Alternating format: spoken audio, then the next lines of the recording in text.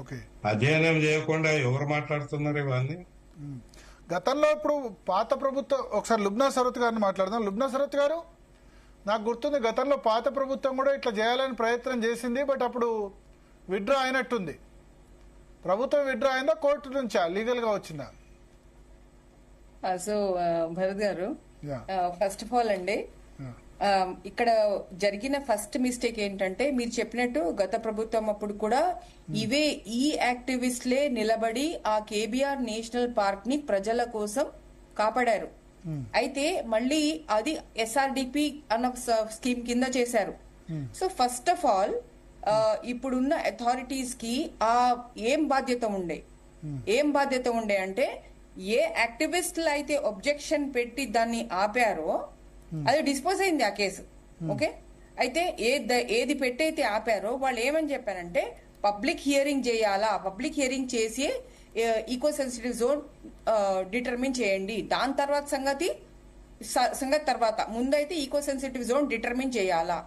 ఎందుకు అంటే flyover alignment, under pass alignment అది కేబిఆర్ కి ఎక్కడ టకరాయించకూడదు కదా, దాని కేబిఆర్ బౌండరీ, దాని ఈకో సెన్సిటివ్ జోన్, అప్పుడు ఈ ఫ్లైఓవర్ అండర్ పాస్ అవన్నీ అలైన్మెంట్స్ ఏంటి, ఏదే కేబిఆర్ పార్క్ మీదనే వెళ్ళిపోతుంది మా ఫ్లైఓవర్. మా ఎవరికి తెలియదు అండర్ పాస్ కేబిఆర్ పార్క్ నుంచి కింద నుంచి వెళ్తుందో మాకు తెలియదు. ఎందుకంటే అలైన్మెంట్ ఆ కేఎంఎల్ ఫైల్, ఆ జియో కోఆర్డినేట్స్ ఆర్టీ కింద అడిగినా ఇవ్వలేదు. పైగా అది ఎవరో బెంగళూరు కన్సల్టెన్సీ ఏటీఎస్ కన్సల్టెన్సీ ద్వారా చేసిందని ఈ రోజు ఒకళ్ళు మా కేబిఆర్ టీమ్ లో ఆయన చూపిస్తే చూశాను నేను. సో ఆ రకంగా పరిస్థితి ఉన్నప్పుడు నేను ఒకటే చెప్తాను, ఫస్ట్ ఏంటి తెలుసా, రెస్పెక్ట్ సిటిజన్ కి ఇవ్వాలా. యాక్టివిస్టులు ఎవరైతే ఆపారో వాళ్ళని పిలిచి, బాబు ఇప్పుడు మేము మళ్ళీ చేయాలనుకుంటున్నాం ఇదంతా, మీరు అప్పుడు అబ్జెక్షన్ పెట్టారు కదా, మరి ఏమంటారు అని చెప్పి పిలిచేది మినిమం బాధ్యత అంటాను. అది చేసినారా? అది చేయలే. అది first violation from the authorities which includes both the government and the authorities. Okay, so now అది చేయకుండా దాని తర్వాత వీళ్ళు ఎస్ఆర్డిపి స్కీమ్ కింద గవర్నమెంట్ పెట్టింది. వీళ్ళు కోర్టుకెళ్ళి హై సిటీ అని మొదలు పెట్టారు కదా, ఇది హై సిటీ కింద అని చెప్పినారు కదా, మరి కోర్టులో హై సిటీ అని ఇప్పటిదాకా చెప్పలేదు. ఈ రోజు కూడా ఢిల్లీ కోర్టులో కూడా, అక్కడి నుంచి కూడా సుప్రీం కోర్టు నుంచి ఏమని వచ్చింది, ఇప్పుడు ఎస్ఆర్డిపి అని వచ్చింది. కానీ ఈ 7 ఫ్లైఓవర్స్, ఈ 7 అండర్ పాసెస్ అనేది మొత్తం హై సిటీ కింద జరుగుతున్న స్కీమ్ ఇది. అంటే ఏంటి, మీరు అసలు ఆ స్కీమ్ పెంచి చెట్లని వేరేది పెంచి స్కీమ్ ఏజెన్సీని కూడా మార్చినప్పుడు మినిమం బాధ్యత ఏంటి? ఫస్ట్ ఆఫ్ ఆల్ ఈ కొత్త ఏజెన్సీ ద్వారా మళ్ళీ పర్మిషన్స్ కి అప్లై చేయాలి. అది చేసిండ్రా? అది చేయలే. అది చేయనందుకు ఇటు హైకోర్టు దగ్గర సపరేషన్ ఆఫ్ ఇన్ఫర్మేషన్ ఎస్ఆర్డిపి అని చేసి, సుప్రీం కోర్టు దగ్గర నుంచి కూడా ఇప్పుడు ఎస్ఆర్డిపి అని వచ్చింది. ఎస్ఆర్డిపి ఎక్కడ ఉందండి? ఇదంతా హై సిటీ కింద జరుగుతోంది. ఇది ఎంత మభ్యపెట్టినట్టు అంది, ఇది చట్టాన్ని ప్రజల్ని మభ్యపెట్టినట్టు కదా. మూడో విషయం, ఇప్పుడు ఏదైతే వీళ్ళు చెట్లు కొడుతున్నారు కదా, నేను మన మన మన కొన్ని లోపాలు ఉన్నాయండి, మనం అది ఒప్పుకోవాలా. బిఎన్ఎస్ లో కూర్చుని మొత్తం వెతికాను సెక్షన్ బై సెక్షన్. ఇమీడియట్ గా ఏదైతే బంజారా హిల్స్ లో నా తోటి యూత్ యాక్టివిస్టులు అందరినీ అక్కడ లోపల పెట్టారో, అదే పిఎస్ లోకి వెళ్ళి ఈ జిహెచ్ఎంసీ మీద, ఈ కలెక్టర్ మీద, ఈ వీళ్ల మీద, వాటర్ అథారిటీస్ మీద, వాళ్ళ మీద క్రిమినల్ కంప్లైంట్ చేద్దామని. ఎందుకంటే వాళ్ళు పర్మిషన్స్ లేకుండా చెట్లు కొట్టారని. కానీ ప్రొవిజన్ లేకుండా తెలుసా, there is no direct provision. ఇప్పుడు ఇండైరెక్ట్ ప్రొవిజన్స్ కొన్ని వెతికాను, దాన్ని బట్టి ఏమన్నా చేస్తే అక్కడ క్రిమినల్ కంప్లైంట్ వేయాలి పిఎస్ లో.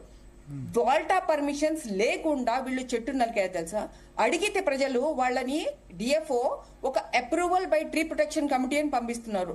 ట్రీ ప్రొటెక్షన్ కమిటీ అన్నది లేదండి, అది అల్ట్రా వైర్స్ ఊరికే కాగితం మీద పుట్టించుకొని 2008 లో పుట్టించుకొని 2026 లో కూడా అవే ముగ్గురు అన్నమాట.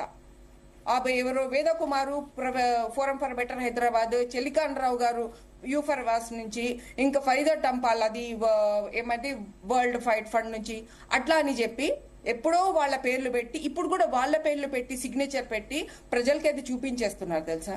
ఇదే వెళ్ళి డైరెక్ట్ గా డిస్ట్రిక్ట్ కలెక్టర్ తో కన్ఫ్రంట్ అయితే అంత పెద్ద ప్రాజెక్ట్ కి పర్మిషన్స్ లేకుండా చేస్తారా? ఏదో పర్మిషన్ ఉండి ఉంటది అంటే ఆమె వినకపోతే మళ్ళీ ఆమెకి ఫాలో అప్ చేసి ఆమె వాట్సాప్ మీద మళ్ళీ ప్రజావాణి కంప్లైంట్ కూడా వేసా, ఓపెన్ లో ఉండాలి, చాలా ప్రతిష్టంగా రికార్డ్ కావాలి నాకు అనేసి. ఇప్పుడు దానికి కూడా సమాధానం లేదు. ఇప్పుడు చెప్పండి మీరు, మాలాఫైడ్ ఇంటెన్షన్, బోనాఫైడ్ ఇంటెన్షన్ అంటూ రెండు ఉంటాయండి. బోనాఫైడ్ అంటే ఏంటి తెలుసా? నాకు ఏ భయం ఉండదు. ఇంకొకటి చెప్తాను మీకు, పబ్లిక్ వర్క్ రూల్ ఏంటి తెలుసా?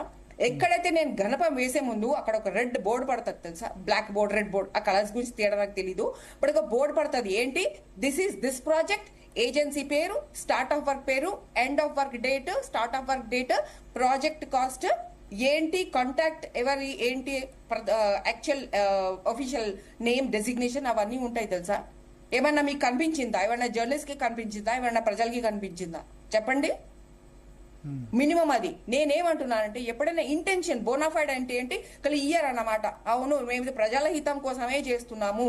యాక్టివిస్ట్లని పూర్తి ఎవరైతే కాపాడారో ఆ నేషనల్ పార్టీని, వాళ్ళని పిలిచి మాట్లాడలేదు. ఏజెన్సీలని, కార్పొరేట్స్ ని, వాళ్ళని వీళ్ళని పిలిచి మాట్లాడుతున్నారు. మళ్ళీ ఎట్లా చేయాలని? సమానత్వం, ఈక్వాలిటీ ఉందా అక్కడ? ప్రజలు కాదా మనం ఉన్నదే ప్రజల వెల్ఫేర్ కోసం, కార్పొరేట్ వెల్ఫేర్ కోసం కాదు కదా ఇక్కడ ఉన్నది.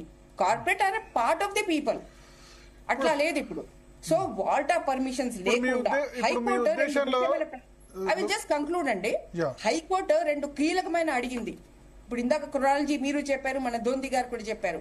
హైకోర్టు ఏమడిగింది తెలుసా? కీలకమైనవి, మీరు ఏదైతే పబ్లిక్ హియరింగ్ ఇవ్వాలని చెప్పి MOEF మినిస్ట్రీ ఢిల్లీ నుంచి చెప్పింది కదా, మరి చేసినారా, చేసింది ఎక్కడుంది అని అడిగింది. తర్వాత ఏమడిగింది తెలుసా? మీరు ఏదైతే మీరు కొత్త సర్వే చేసి ఇప్పుడు 3 meters అని చెప్తున్నారు కదా, 3 meters and 29 minutes చెప్తున్నారు కదా, దానికి సర్వే పాయింట్స్ ఇక్కడ సర్వే చేసినట్టు మొత్తం పెట్టండి అన్నది. రెండు ఈ రోజు దాకా సబ్మిట్ చేయలేదండి కోర్టుకి. కోర్టు ముందు లేదు, ప్రజల ముందు లేదు. దాపరికాలు, ఇందాక లిస్ట్ చెప్పాను దాపరికాలువి, ఇవన్నీ ఉండి వాల్టార్ లాంటి చట్టంలో ఎన్ని స్క్వేర్ మీటర్స్ కి ఎన్ని చెట్లు ఉండాలో కూడా అందులో రాసుంది. చెట్లు తీసేస్తే మళ్ళీ అదే అక్కడ ఈకోలజీ పాడవకుండా అక్కడ ముందరే ప్లాంటేషన్స్ ఉండాలి అని ఉంది. ఇన్ని ఉన్నాయండి, ఇంకా చాలా ఉన్నాయి చెప్పాల్సినవి. వీటన్నిటినీ వాళ్ళు ఓవర్ రైడ్ చేసి దాన్ని కాలదన్ని, ప్రజల అభిప్రాయాలని కాలదన్ని. ఎవరి కోసం ఇది? రెండు కారణాలు చెప్తున్నారు వాళ్ళు, మభ్యపెట్టే కారణాలు. డీకంజెషన్ అంటున్నారు, రిడక్షన్ ఆఫ్ పొల్యూషన్ అంటారు. ఆ రెండు ఆర్గ్యుమెంట్స్ కూడా కొట్టివేయబడే ఆర్గ్యుమెంట్స్ అవి. మీరేదో చెప్తున్నారు, నన్ను ఇంటర్వ్యూ చేశారు, మీరు చెప్తే నేను మళ్ళీ చెప్పగలను. ఒకటి, ఇప్పుడు కేబిఆర్ పార్క్ చుట్టుపక్కలంతా కూడా ఒక బాటిల్ నెక్ లాగా ఉంది. దానివల్ల మొత్తం సిటీ అంతా జామ్ అయిపోతుంది. అది పరిష్కారం అయితే ఈ సిటీలో ఉన్న వెహికల్ పొల్యూషన్ ఏదైతే వస్తుందో, ఆ ట్రాఫిక్ సిగ్నల్స్ కానీ, దాని ద్వారా ఆ బాటిల్ నెక్ అని కంపేర్ చేశారు. దానివల్ల మొత్తం ట్రాఫిక్ కంజెషన్ అంతా పోతుంది సిటీలో, ఎస్పెషల్లీ సెంట్రల్ జోన్లో. ఇదే ప్రధాన కారణం అంటున్నారు. మీరు కూడా కొంచెం చెప్తూ స్మైల్ చేస్తున్నట్టున్నారు. మీకు కూడా నమ్మకం కాలేదేమో వాళ్ళ చెప్తున్నదాని మీద. సో మిమ్మల్ని మా సైడ్ రప్పించుకుంటాం మేమిద్దరం. అయితే మీకు ఒకటే ఒక పాయింట్ అండి, చూడండి. ఇప్పుడు ఏదైతే మొన్న నేను నా ఉద్దేశం ఏంటంటే, ఎన్విరాన్మెంట్, ఎకాలజీ, డెవలప్మెంట్ అన్నీ అవసరమే. ఇట్ షుడ్ బి బ్యాలెన్స్డ్, అంతే.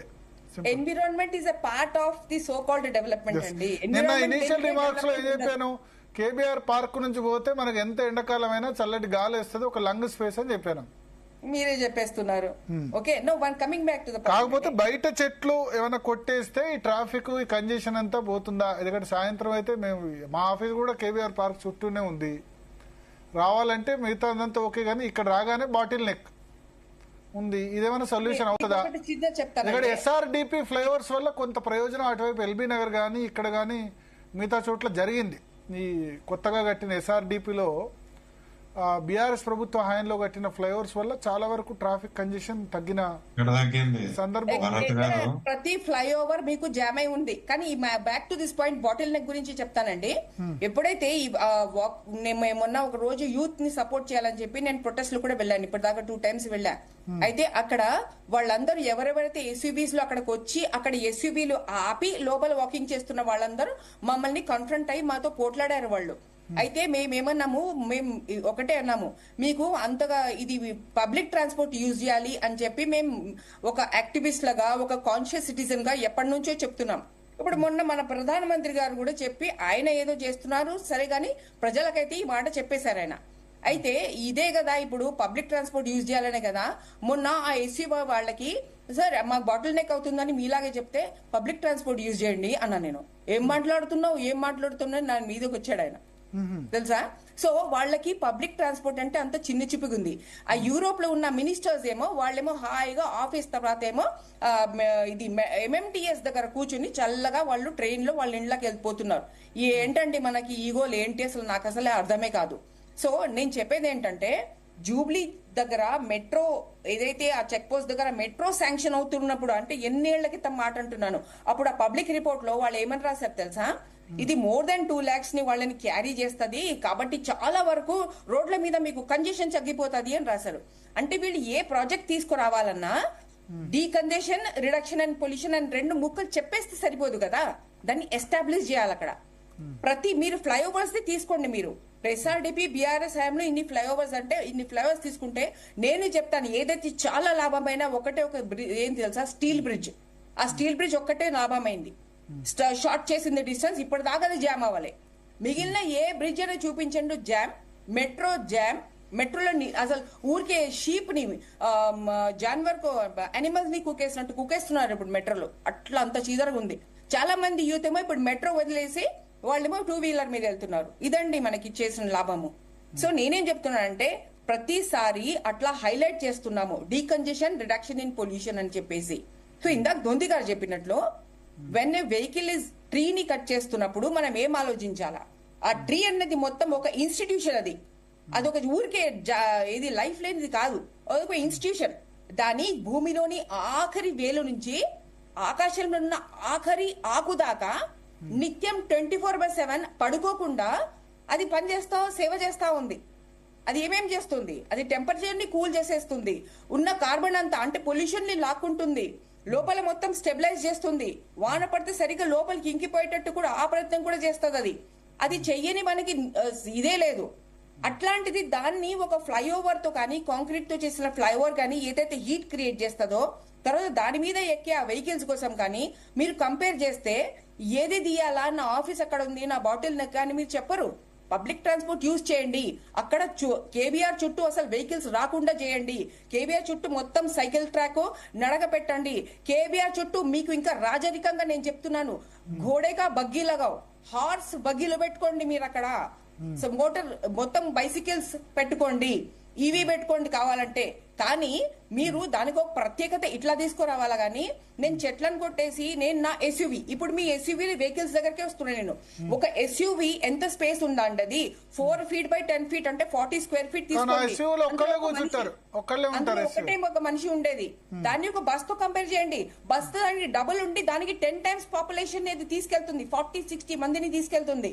అంటే అది తక్కువ పొల్యూషనా, ఇది తక్కువ పొల్యూషనా? ఈ స్టడీ అంతా ఎక్కడుంది? నా మాట ఒప్పుకోమని చెప్పట్లేదు నేను, కానీ ఇవన్నీ ఒకసారి మాట్లాడదాం. కాంగ్రెస్ నుంచి చరణ్ కౌశిక్ యాదవ్ గారు కార్పొరేషన్ చైర్మన్ జాయిన్ అవుతున్నారు. చరణ్ కౌశిక్ గారు గుడ్ ఈవినింగ్ అండి. Good evening. ఇప్పుడు చాలా పెద్ద సెట్ బ్యాక్ రాష్ట్ర ప్రభుత్వానికి. స్టే జూలై 27 వరకు ఇచ్చింది. సేమ్ ఆ భూముల అమ్మకం అక్కడ హెచ్సియులో అటువంటి పరిస్థితి, ఇక్కడ కూడా ఇది. ఇక్కడ కేబీఆర్ పార్క్ సంబంధించి కదా మీరు మాట్లాడేది? ఎస్. అదే సార్, కేబీఆర్ పార్క్ సంబంధించి ఆ కేబీఆర్ పార్క్ చుట్టుపక్కల ఉన్నటువంటి ఏదైతే అండర్ పాస్ రోడ్డు కావచ్చు, అక్కడ ఫ్లైఓవర్ నిర్మాణానికి సంబంధించినటువంటి కొన్ని చెట్లకు సంబంధించినటువంటి వివాదం విషయంలో కొంతమంది కోర్టు పోతే కోర్టు ప్రస్తుతానికైతే తాత్కాలికంగా స్టే ఇచ్చిన మాట వాస్తవం. కాబట్టి ఖచ్చితంగా ప్రజా ప్రయోజనాల కోసం ప్రభుత్వము ఒక రోడ్లు కావచ్చు, అండర్ గ్రౌండ్ సంబంధించినటువంటి రోడ్లు నిర్మించే ప్రయత్నం జరుగుతూ ఉంది. దానిలో భాగంగా కొన్ని చెట్లు తొలగించే ప్రయత్నం జరుగుతుంటే కొంతమంది పర్యావరణ ప్రేమికులు కోర్టు పోతే కోర్టు స్టే ఇచ్చింది. కాబట్టి ఇది తర్వాత న్యాయపరమైన చిక్కులు అధిగమించే ప్రయత్నంలో ప్రభుత్వం ముందుకు పోతుంది. కొన్ని చెట్లు కావండి. లుబ్నా సర్వత్ గారు ఉన్నారు. మిమ్మల్ని ఒక 2 questions అడగాలనుకుంటారు. ఎస్ లుబ్నా సర్వత్ గారు. ఫస్ట్ ఆఫ్ ఆల్ 2000 అది సలాం అండి కార్పొరేటర్ గారు. And first of all corporation chairman, corporator కాదు, కార్పొరేషన్ సారీ అండి, లైవ్ స్టాక్ కార్పొరేషన్ చైర్మన్ గారు సలాం అండి. అయితే